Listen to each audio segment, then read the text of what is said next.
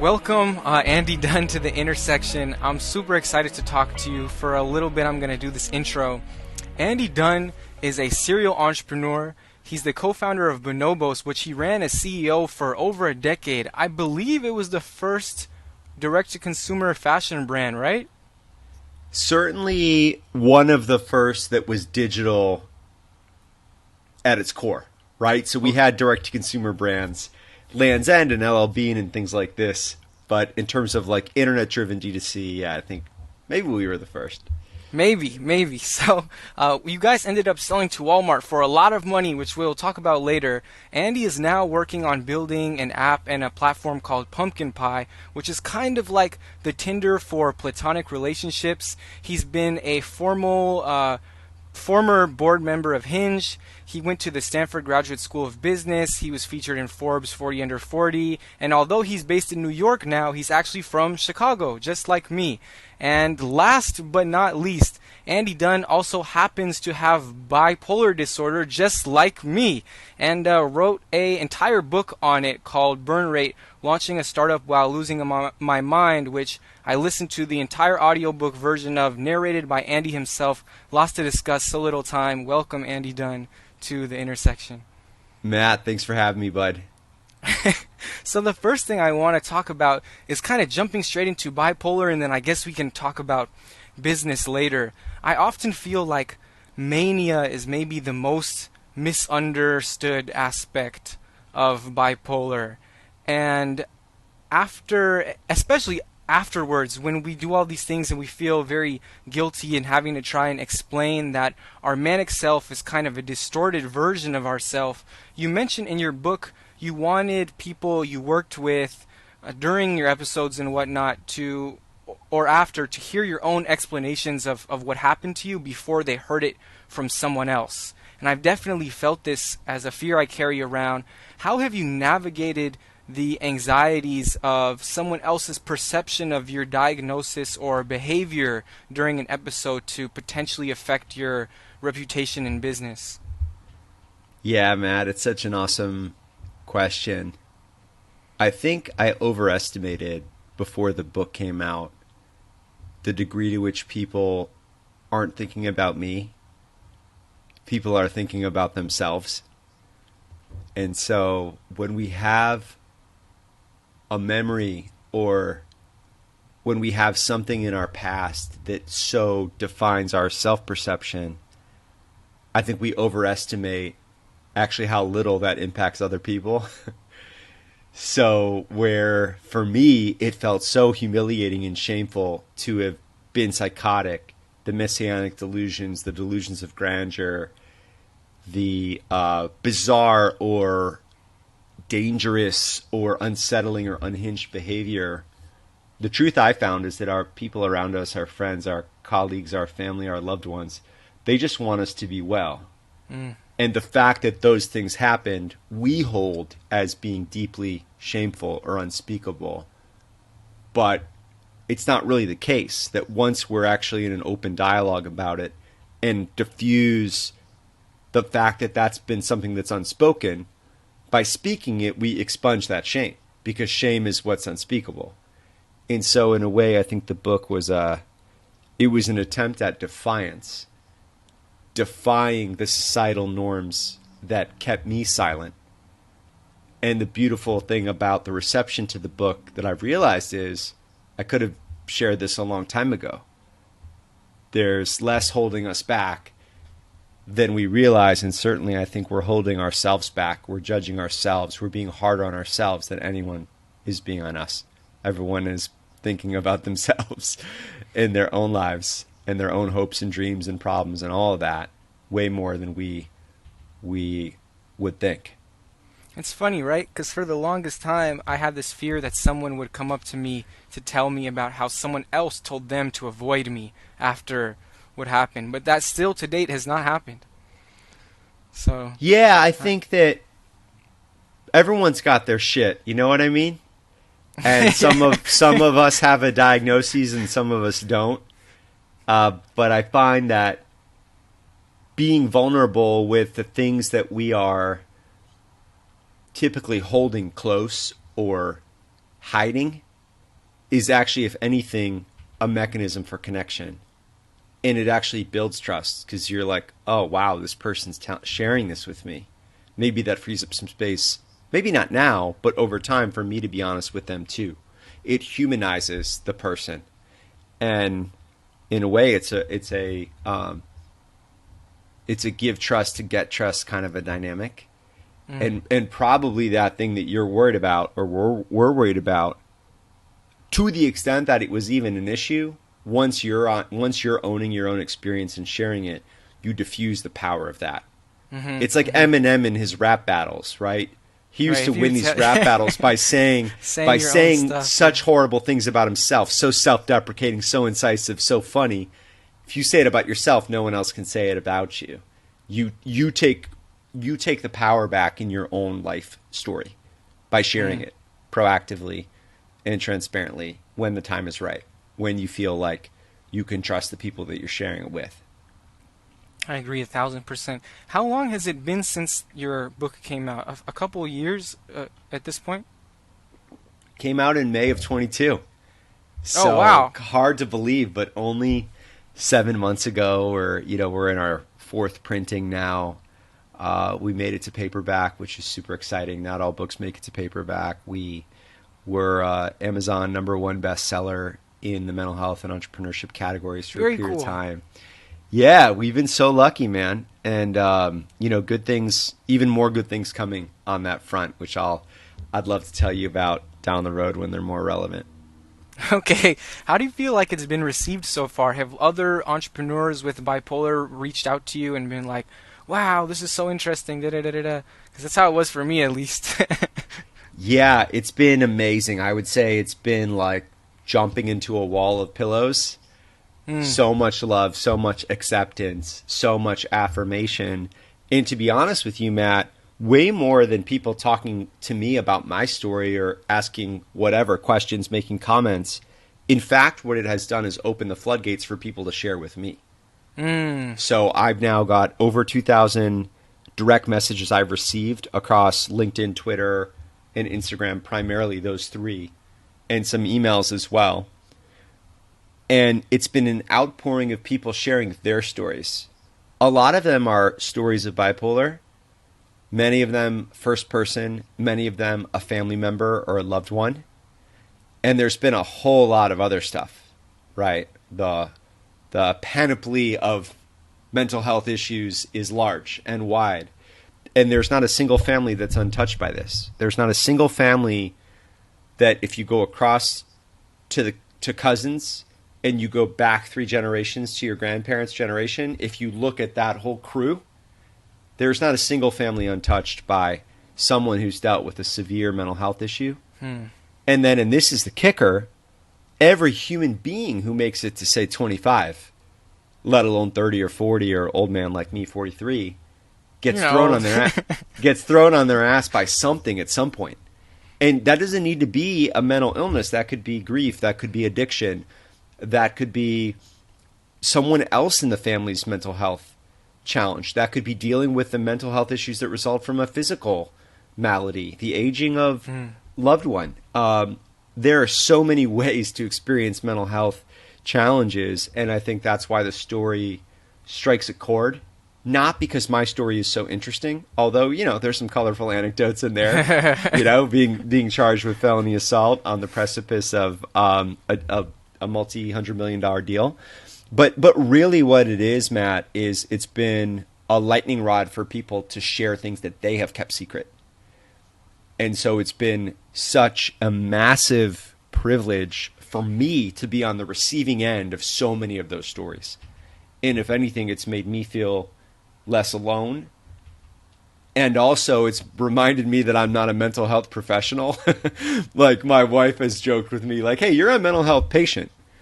So it's important to not try to be something that I'm not with other people, to have a pleasant exchange, to share some ideas if I have any, and then to the extent that it's relevant, refer them to the right places.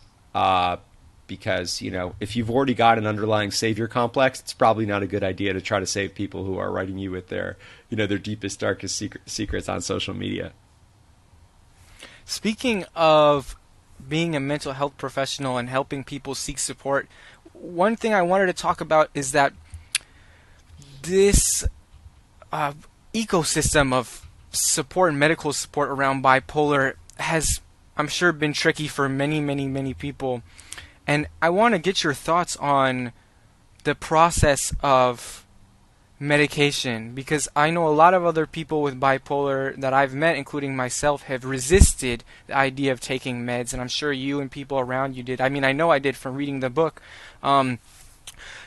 There's this process of having to tweak the meds to get it to this optimal point that works for you in your own life, and therapy and all this stuff, and it often becomes super expensive really fast. And I know you've mentioned the idea of mental health insurance, and so I'm curious to get your thoughts on the process of taking meds and being comfortable with accepting it, and maybe solutions to stuff that could be less costly for people in the future. Yeah. You know what's interesting? We have, hopefully, regular health insurance in this day and age, whether through work or through universal health care. There are exceptions to that, and some folks are still not covered. But health insurance has table stakes, right? It's the foundation. And then if we're fortunate and our employer pays for it, we might have dental insurance and vision insurance. And so I think it's kind of funny, in a not funny way, that we don't have mental health insurance, right? It's like, well, let's take care of our teeth and our eyes, but as for our brains, best of luck with that. And yet our brains are the thing, right? That is the thing that conjures our reality. That is what makes us human, is, Rene Descartes, I think, therefore I am. There's probably something to I feel, therefore I am. So we have to do a better job as a society of investing as much or more in people's mental health as we do in their physical health. And so we've got to do that. And that solution has got to come from a collaboration between employers who provide insurance, insurance companies, mental health providers, and probably, local, state, and federal government. And I think we're on that journey, right? We have billions of dollars flowing into mental health tech now. That was a trickle 5 years ago. We have conversations happening at companies, like the conversations that I've gotten to have about burn rate in my journey. I've spoken at old school companies, right? I've talked to BlackRock. I've talked to General Electric. I've also spoken at venture capital firms. I've spoken to their portfolios. I've spoken to late stage startups like Carta, and a lot of super early stage companies as well. So people are coming around this. And one of the most progressive things I've seen one startup do is they're providing a $2,000 a year mental health stipend for non-reimbursable mental health expenses. And so I think we're going to need to see that kind of progressivism from leaders. And that's why I think having the conversation about how common this stuff is so critical. Fascinating. Super cool. I'm really glad that you've been able to use your platform to talk to so many larger institutions about mental health and its intersection with entrepreneurship. That's so dope to me. Another thing I wanted to touch on is I think this happens to everybody in their life basically, but it's very keen and peculiar with us, is that I'm sure you'd agree you're never as much as a big shot as you think you are when you're manic, or never as much as a loser as you think you are when you're depressed. So have your bipolar episodes given you a unique way to not get too caught up in your pride or self-loathing, and how has that given you a perspective? Oh man, that's such a great question. I was just talking to a family member who's feeling depressed. He's been going through a number of issues, physical health-wise, with COVID and some deleterious effects of COVID, as well as a lot of family stressors, and feels like there's no hope right now. And I said to him, look, my doctor, Dr. Z, as I affectionately call him in burn rate, would always remind me, when you're depressed, you feel like it's going to be forever. You have a sense this is going to be the mental state you're going to have for the rest of your life. And it's just not the case. Every depression at some point ends. Even if it's not through the great medical interventions, it ends. And hopefully it's not, hopefully one doesn't lose their life their life end by suicide, that's the worst way for it to end. Otherwise, at some point it's going to lift. And so it's hard to grab onto that hope when depression by its very definition is the absence of hope. And so that's why, getting back to your other question, it's so critical that we embrace medication as a way out, because sometimes you just need help. The same way that a raging headache can be addressed by a couple of Tylenol, the same way that someone with kidney issues might need dialysis, the same way that my father needed radiation for his prostate cancer. We have to embrace medical pharmacological help as a gift from the gods, that it's now available to us, and that modern science and medicine has advanced to a point, rather than think somehow that there's some courage in not taking meds or not needing meds. And, I'll always notice that someone who's been through a mental health condition might declare triumphantly, I'm off my meds now, right? I don't need them, or I got through it. And I'm thinking, I hope that's okay.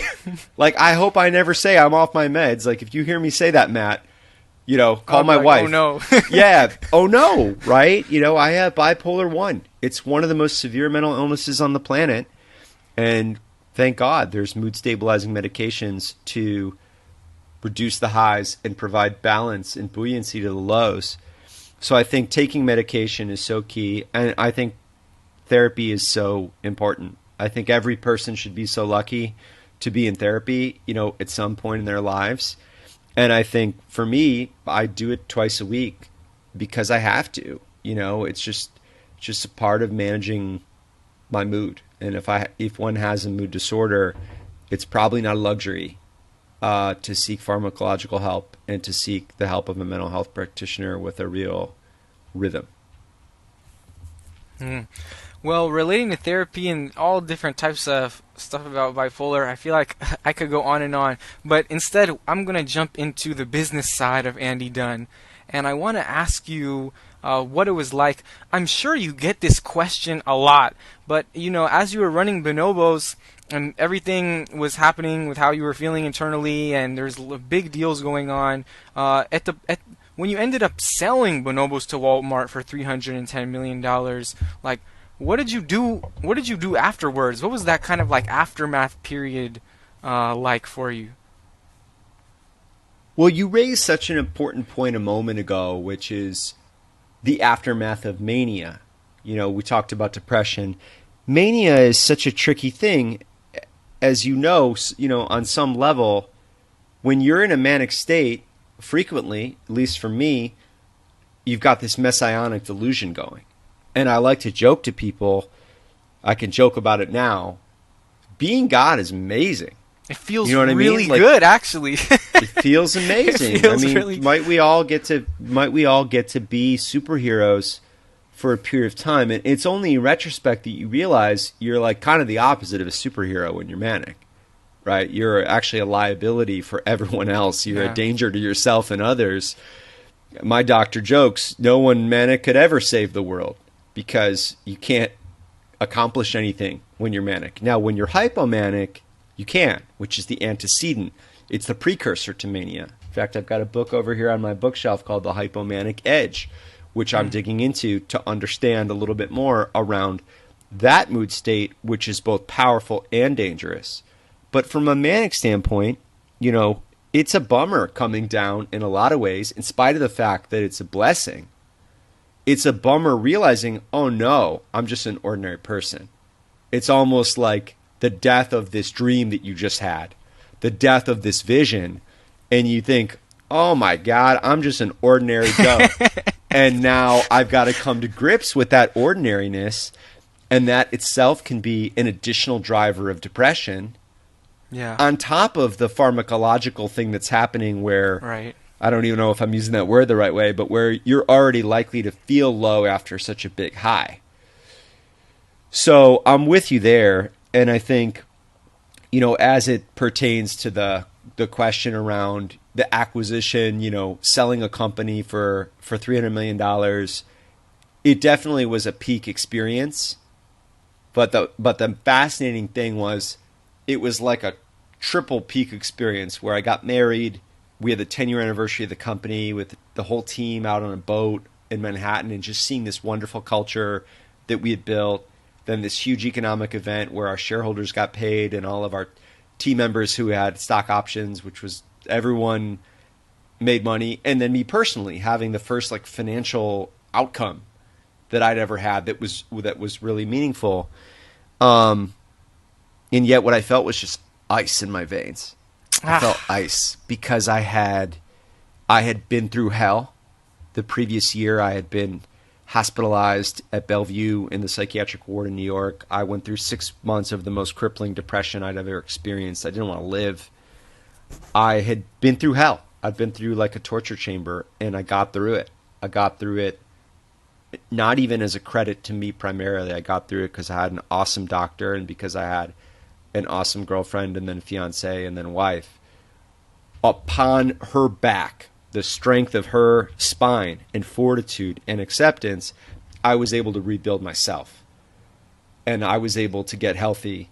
And only then was I able to figure out what had she been through and how do we process that, and is our relationship going to work? And it was such an act of grace that she gave me the space to, like Humpty Dumpty, I had to put myself back together again to be able to show up for her, right? Because that's just, we gotta, what do they say? Secure your own oxygen mask and then the person next to you, like when the plane is going down or whatever. So I was so regimented by the time that deal happened. I had such a good cocktail of medication that we figured out. I had done 100 therapy sessions, 2 a week over 50 weeks. And so I was able to walk into my wedding day and the deal that was live that closed like a month later and actually feel stable, reliably stable internally, and to have self-confidence in my own stability. So it was amazing, and it was also a non-factor in terms of the fear, which would have been that my mood would spike, that these extraordinary life events actually can be triggers for mania, which is one of the most pernicious things about bipolar disorder. It can be an unraveling that comes from a good mood. And I had the same thought when my son was born of, how do I make sure that I'm as stable as can be for this peak life experience? Because my wife is going to be a new mother and my son is going to be a new human. The last thing in the world that they need is for me to not be a rock. And so that was another moment to really steel myself and be ready and have the regimen solid with the doctor. And even when the book came out, I joked to my doctor, I was like, should we just book a corner suite at Bellevue? Because I'm going to feel on top of the world with this story coming out and a book being published and on TV and talking about this thing that has been my nemesis and being open about it. And I, in fact, was worried about that itself being a stimulant for mania. And so we joked it would make a great story, entrepreneur publishes book on bipolar disorder and, has manic episode. But it's not a story. It's not a story that I wanted to be a part of my life. And so that's where the regimen is so important. Sleep, medication, doctor, solid relationships with friends and loved ones, transparency about our emotions. If we can, nutrition, exercise. It's a lot of work, I joke, it's like being an Olympic athlete. And the gold medal is that you die of something else, right? The gold medal is that something else claims you in the end. The gold medal is that you're not a liability for your family and loved ones because of this issue. Maybe you're going to be a liability in other ways, but let it be something else that you don't know about or don't see coming. Don't let it be this thing because this is the one is there. And so this one you can prepare for. This one you can do something about. Yeah, it is quite a lot to maintain, but it's very rewarding in the end. You're right, because the other option is just like so terrible and never fun. It's funny you use that analogy of Humpty Dumpty, because I use that a lot actually. You mentioned talking about delusions of grandeur and grandiose delusions, which is something that's a kind of interesting, almost movie-like experience. You could make like a cartoon or a TV show out of it or whatever. Did you ever find that when you came out of Mania and came out of any kind of episode and you were quote unquote normal, that you still had to peel off some of those delusions a bit? That they were stuck, that they left an imprint that was really strong? Oh yeah, for sure. I mean, I think that coming down from mania and the dreams generated by the mania happen on different time frames. Mm. There's like a residue that's hard to part with. And it took a while for me in therapy to process and understand how normal it actually is to have this superhero or godlike complex. My doctor explains it in a very Freudian way, which is that we're all born with a God complex, which is to say, as an infant, our mother and our parents are our whole world. And if you think about what an infant does, they cry and they get milk. They cry and they get attention. They cry and they get held. And so your early experience of life is your every single need is taken care of. And infants are like tyrants in that way. Mm. They're like gods. We worship babies, right? We do anything for them.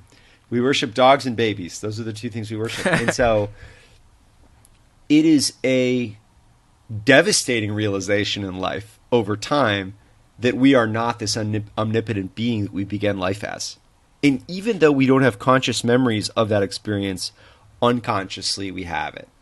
Unconsciously, and for that reason we have this unbelievable bond most often with our mothers, because they were that provider for us. And then just as we're coming down from that, we start to watch Disney movies. And every Disney movie is about an ordinary child who's oppressed who turns out to have superpowers. It's like an orphan who turns out to be a superhero. It's the story of Cinderella, right? It's the story of the entire Harry Potter series. Obviously, that's not Disney. And so we are incepted with this complex. And also, who wants to die, right?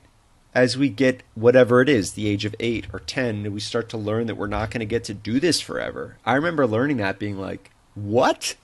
Like, this ends? And so who wouldn't want to access immortality? Who wouldn't want the ability to Right. control the world with their own thoughts? Although my doctor reminds me that would be quite boring, right? Actually being In a way, it omnipotent would be. might become a bore.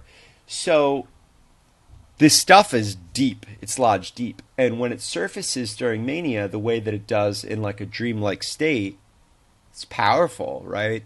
Really consumes the psyche and the soul. It takes over. And often it's accompanied by a really benevolent intent, you know, Yes. to save the world in some way, to heal the earth, to eradicate poverty. I can remember thinking like all the prisons should be opened and everyone should just walk out, right? And like, well, shit, that's San Francisco now, and probably not a great idea. You know, there's probably better ways to do things. So yeah, you know, this stuff takes hold. And so the job for me becomes, how do I take all this ambition and this desire to do good and channel it through the real world? Channel it through just being an ordinary guy trying to do extraordinary things without these superpowers. And that becomes the goal. And so what my doctor has helped me with is like, don't give up. Don't give up on those dreams. You know, you're probably not going to be the Messiah, which is a bummer. But can you do great things in your life? Of course.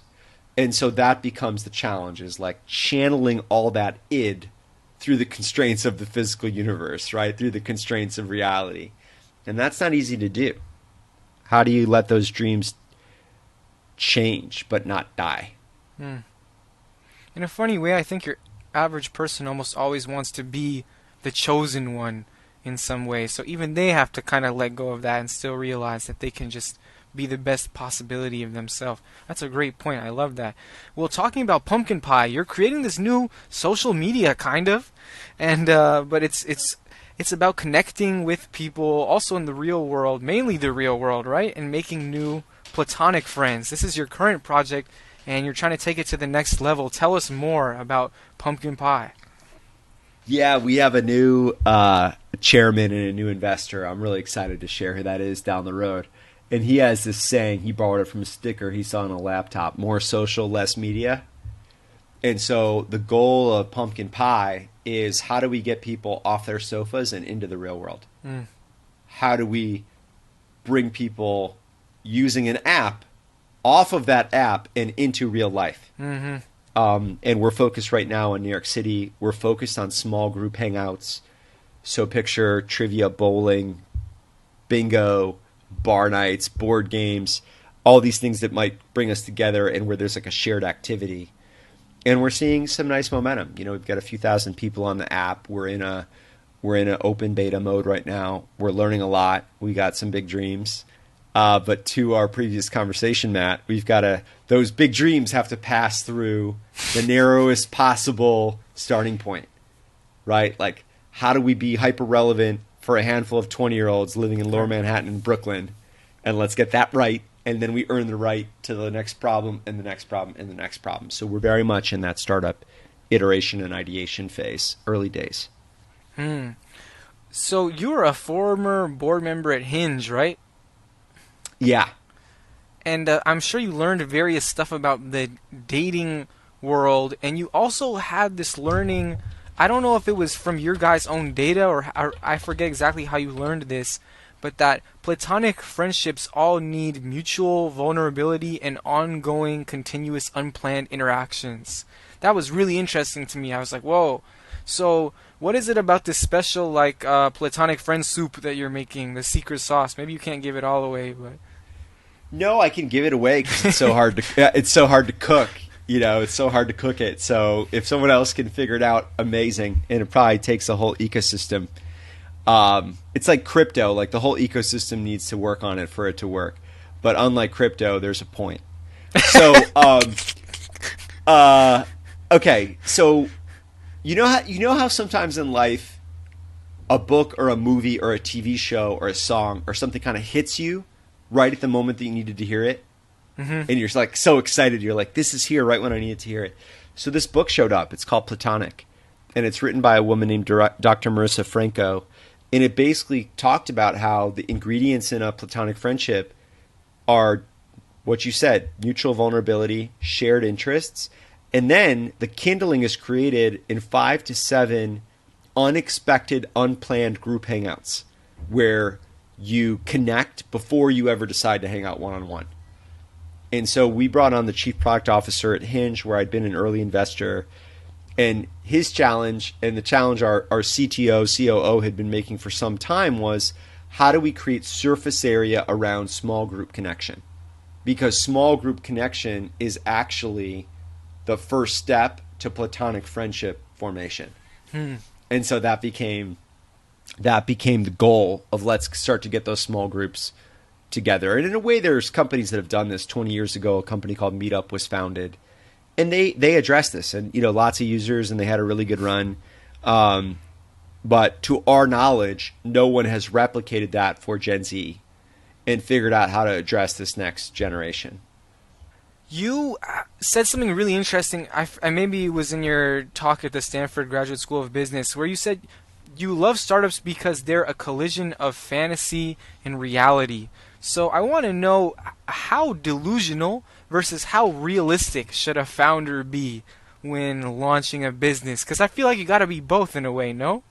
Oh my God, you've hit on the core thing, and I'm working on something important around this. So I would welcome your thoughts and the thoughts of your listeners if you want to, tweet them at me. Sure. At Dunn on Twitter or whatever. I don't think this is the right thing to say in this day and age, but screw it. How crazy is too crazy? And over the last month, just seeing Elon Musk and what he's been up to, and Elizabeth Holmes sentenced to jail, and SBF, in the crypto world, being whatever, arrested or indicted or whatever's happening. And I think it's a fine line. It's a fine line between delusion and innovation. Mm-hmm.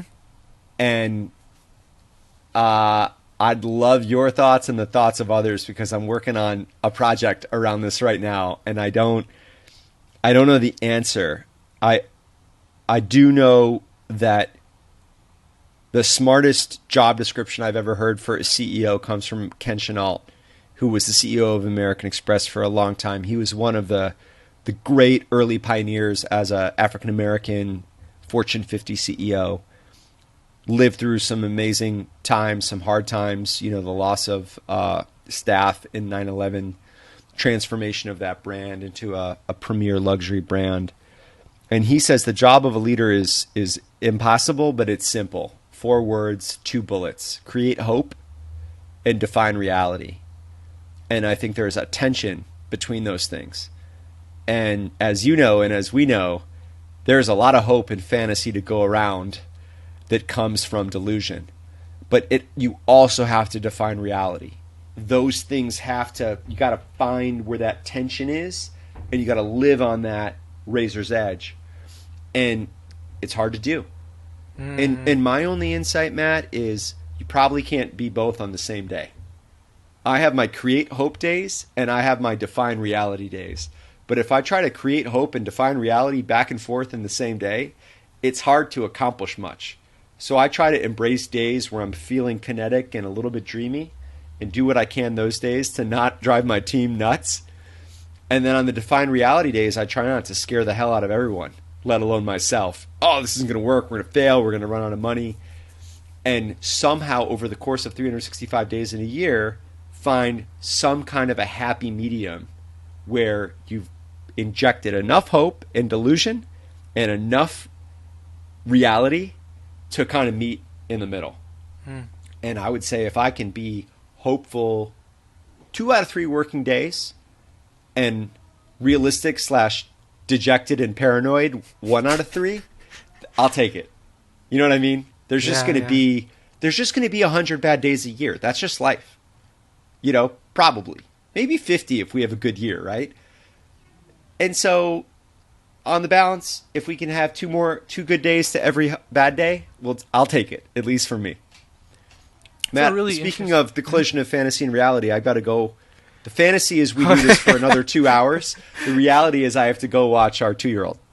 Okay, no worries. Well, thanks for your time, Andy. And if you even have just 5 more seconds to give somebody who's an entrepreneur with bipolar hope that they don't have to compromise their dreams due to bipolar. They don't have to compromise their fantasies that took them so far. Well, I mean, look, you do have a superpower and you do have a kryptonite.